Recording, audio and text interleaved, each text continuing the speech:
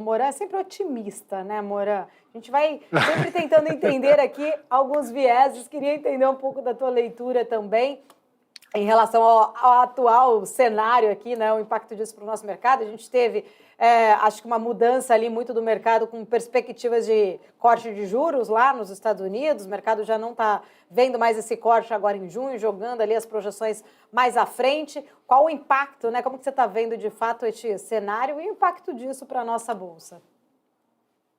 Bom, ser otimista, com essa minha idade, trabalhando em mercado de ações até hoje, se eu não fosse otimista, eu já tinha parado. Otimista é quem continua trabalhando nesse mercado, não tem muito jeito, Paulo, a gente tem que perseverar. Mas a gente tem uma visão, sim, de copo meio vazio ainda, acho que ainda dá para a gente olhar e ver que ainda tem espaço nesse mercado aqui. A gente começou o ano com a perspectiva de que os cortes de juros lá nos Estados Unidos estavam para acontecer rapidamente, o mercado estava bem mais otimista com a inflação do que está agora, e na verdade o que aconteceu foi que a gente teve três meses aí de divulgações de inflação ruim, né? A inflação ao consumidor, ela Uhum. surpreendeu em janeiro, surpreendeu em fevereiro, e ontem foi mais um banho de água fria aí. E nesse ínterim, o que aconteceu? A gente foi vendo esse início do corte de juros sendo postergado. Ele começou em março e foi Uhum. passando para frente, e ontem, claramente, ele foi para lá em setembro, né? A gente vai passar por um inverno rigoroso aqui, porque vai ficar esperando esse corte de juros, ele não ele só vira a aposta majoritária lá na frente, né? E é isso que a gente está vendo, o mercado está novamente se ajustando a essa frustração. E é interessante como a gente nota isso. Aqui no Brasil, a gente está vendo uma inflação que veio novamente razoavelmente comportada. Ela ainda tem lá os seus pontos de atenção. Ah, as projeções de inflação também ainda não estão exatamente ancoradas no centro da meta, como o Banco Central gostaria, mas, enfim, ainda há espaço e ainda há, como o Banco Central continuar mantendo o corte de juros, talvez não no mesmo ritmo, mas ainda tem, como o Van Dijk disse, a gente está longe desses números que o Van Dijk está falando, ainda tem espaço para continuar a cortar. A gente está falando se o juro tiver chegar a 9% ainda, a gente vai ter um juro real no final desse ano ainda muito, muito elevado, né? Ainda vai ser restritivo, ainda vai estar combatendo a inflação. A gente vê coisas parecidas acontecendo, por exemplo, na Europa. A Europa, a inflação também está caindo, e o Banco Central lá está doido, morrendo de vontade e precisando começar a cortar juros.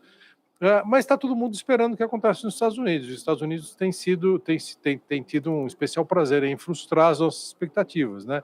De, de, a inflação tá dando sustos na gente há algum tempo e vai adiando esse corte de juros do Fed. É um preço super importante, não tem jeito, mas a gente acha que a direção está razoavelmente dada. O Banco Central parece estar perseverando. A gente mantém a expectativa de que em algum momento ele vai começar esse movimento, o que significa dizer, a gente,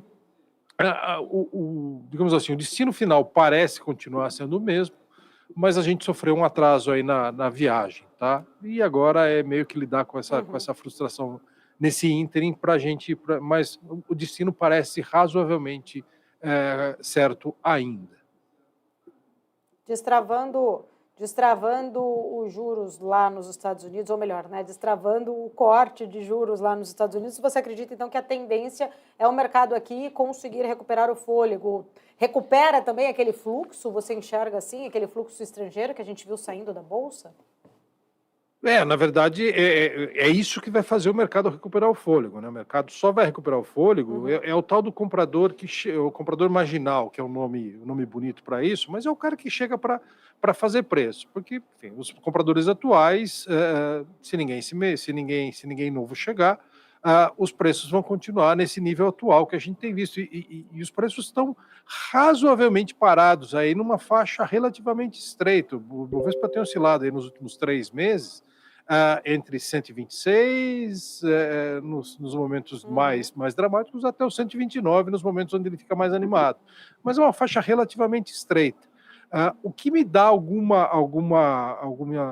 algum otimismo, alguma expectativa, é justamente isso. Esse é um mercado, eu tinha uma chefe há muitos anos atrás que ela falava, mercado bom é quando sai notícia ruim, o mercado não cai. Esse é um mercado que a gente está tendo notícias ruins há algum tempo e o mercado tem se mantido razoavelmente dentro do esperado, ele não tem caído dramaticamente. A gente tem visto o fluxo se reverteu e já saiu bastante dinheiro nesse começo de ano.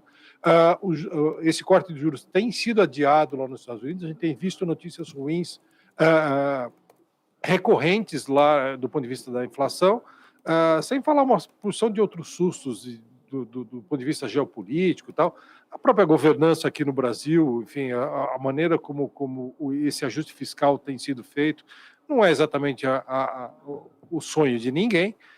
Ainda assim, esse mercado ele está num nível suficientemente atraente para que ninguém desista dele. Então, é por isso que a gente tem visto o mercado se segurando nessa faixa relativamente estreita. É uma oscilação não muito grande aí em torno desse intervalo.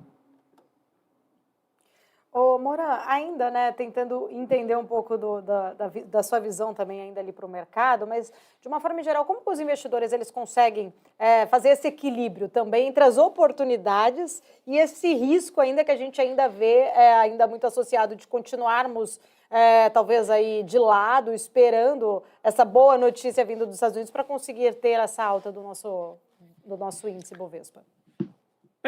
Na verdade, o grande preço aí é o juro americano. Se você acredita, como a gente acredita, que o juro americano é para baixo, enfim, os Estados Unidos provavelmente vão ter um juro de equilíbrio maior do que foi no passado, mas ainda assim, não é esse atual, não é os 5 e poucos que a gente está vendo do Fed Funds, não é esses 4 e tanto que a gente está vendo no juro de 10 anos, é alguma coisa bem mais significativamente abaixo disso.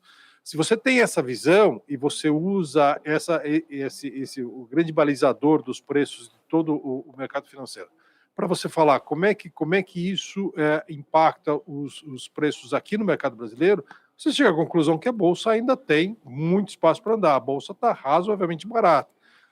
Do ponto de vista dos resultados operacionais que as empresas têm, dos lucros que as empresas têm, e você fala, beleza, se eu usar esse juro para descontar esse fluxo de resultados que eu tenho no futuro, eu tenho uma bolsa em níveis atraentes ainda. E não precisa ser muito, eu não preciso fazer nenhum malabarismo, eu posso ser razoavelmente conservador, razoavelmente sisudo, e eu ainda acho que tem espaço. Se eu acho que não, se eu acho que essa inflação nos Estados Unidos vai ser mais persistente e esses juros americanos não caem tão cedo, ou quando eles caírem eles vão ficar num patamar mais alto, tal, eu começo a ficar menos otimista com os preços atuais. Como a gente acha que tem espaço para cair e o Fed tem sido razoavelmente bem sucedido nesse movimento e ele tem sido bastante claro ao dizer que ele vai perseverar nesse combate à inflação e quando cair, ele vai cair com responsabilidade, a gente mantém o nosso otimismo. A gente continua achando que tem espaço para essa bolsa andar quando a gente começar a ver esses juros. É uma questão de fazer uma certa travessia aí, que enfim, já foi esse primeiro trimestre inteirinho nessa travessia, ela vai perdurar mais um pouco ainda, até que a gente comece a ter boas notícias e o mercado comece novamente a ficar animado e precificar essa queda de juros novamente. Mas vai exigir aí alguma paciência, algum choro e ranger de dentes aí nesse meio tempo. Ô, Moura, a carteira de vocês ela é mais focada no mercado no local, né? Até lembro que a gente comentou bastante sobre isso na sua última participação. Está conseguindo se manter estável aí mesmo diante deste trimestre desafiador que a gente está falando, né? Eu queria entender um pouquinho a abordagem, inclusive, né? Se vocês estão fazendo aí alguma movimentação, algum ajuste pontual na carteira. Não, é que a gente coloca a carteira e a gente tem esse exercício de montar a carteira é sempre um exercício de humildade intelectual, né? A gente não sabe tudo, a gente tem algumas visões a respeito de cenários e a gente trabalha com probabilidades, o que parece mais provável para a gente. Esse cenário que eu estou descrevendo para você aqui é o cenário que parece mais provável. Mas a gente não pode estar, a gente pode estar errado e pode estar inclusive bastante errado. E para isso a gente coloca algumas proteções na nossa carteira, para usar a expressão bonita de novo, a expressão do jargão, a gente coloca alguns hedges na nossa carteira. A grande proteção da nossa carteira tem sido, durante esse ano, o petróleo. A gente tem uma grande exposição a empresas de petróleo na nossa carteira. A gente tem Prio, é a nossa principal aposta, a gente tem Petro, a gente continua mantendo Petro, apesar dos pesares, e a gente tem 3R também. E a gente isso tem dado muito certo, isso tem segurado bastante o desempenho da carteira, tem nos permitido manter também muito próximos do desempenho do Ibovespa, mesmo sendo uma carteira muito focada no que é chamado beta alta, uma carteira mais arriscada. A gente imagina que quando o mercado voltar a andar, a nossa carteira vai andar mais rapidamente. Enquanto isso não acontece, a gente está razoavelmente protegido por essa exposição que a gente tem a petróleo, que é a única commodity internacional das produzidas pelo Brasil que a gente está razoavelmente otimista. Então, a gente tem mantido essa proteção, tem funcionado bastante bem, tá? De resto, a gente continua muito mais focado nas duas grandes teses, na tese do que a gente chama dos atratores de capital estrangeiro, aqueles para-raios do fluxo estrangeiro quando ele vem, que são empresas muito líquidas, enfim, nomes muito conhecidos, que têm capacidade de absorver esse volume, casos dominantes do mercado local, combinado com algumas histórias bem menores, small caps mesmo, a gente colocou inclusive o índice de small caps dessa vez, para se aproveitar desse beta mais elevado aí, quando o mercado, que é a nossa perspectiva, voltar a andar um pouco. Veja que eu estou... Você falou em 3R, pode falar. Não, eu ia falar, eu vesti o chapéu do otimista, tal, a gente é realmente otimista, porque senão, como eu disse, a gente não estava trabalhando em bolsa, mas é um otimismo bem... ele é bem relativo, né? A gente está falando, o nosso preço-alvo para o Ibovespa é um preço-alvo de 160 mil pontos. A 160 mil pontos, o Ibovespa volta ele ainda fica abaixo ao múltiplo médio que ele teve nos últimos 10 anos. Quer dizer, a gente não está falando de um cenário onde a gente vai ser insuportavelmente feliz, nem nada disso, enfim, vai ser a oitava maravilha da Terra, Cristo Redentor decolando, longe disso. A gente está falando de um cenário, e eu vou usar a palavra aqui, medíocre, um cenário realmente medíocre. A gente está abaixo do medíocre hoje, esse que é o ponto. É um otimismo relativo. Então só para temperar esse meu otimismo, aí não parecer que eu sou a poliana moça. Eu tenho um amigo nosso que sempre vem aqui, o Gustavo Almeida, o Guga, ele sempre fala otimista com o dedo no gatilho. Mais ou menos resumindo aí esse otimismo todo. Ô Moran, você falou em 3R, já aproveitando aqui a deixa, né? Eu queria entender um pouquinho da leitura aí de vocês entre Enalta e 3R nessa fusão, como que vocês viram? Não, a gente gosta, a gente já gostava da outra transação proposta entre 3R e Recôncavo, na verdade ela até talvez fizesse mais sentido do nosso ponto de vista, ela tinha sinergias mais claras do que essa que parece estar caminhando mais rapidamente, mas a Recôncavo não foi tão ágil quanto foi a Enalta, foi mais rápido aí no gatilho, foi mais do que o Google até, e correu atrás e parece que esse vai ser o deal que vai ser fechado, essa vai ser a transação que vai ser fechada. Do nosso ponto de vista, por que a gente gosta desse setor? A gente gosta do preço do petróleo, primeiro, e o segundo ponto é que a gente acha que essas empresas estão num ponto... Prio claramente está nesse ponto de uma geração de caixa muito, muito forte, sem projetos novos para perseguir, o que vai significar que provavelmente elas vão fazer uma consolidação muito forte nesse setor. A gente vai ver essas empresas sendo consolidadas.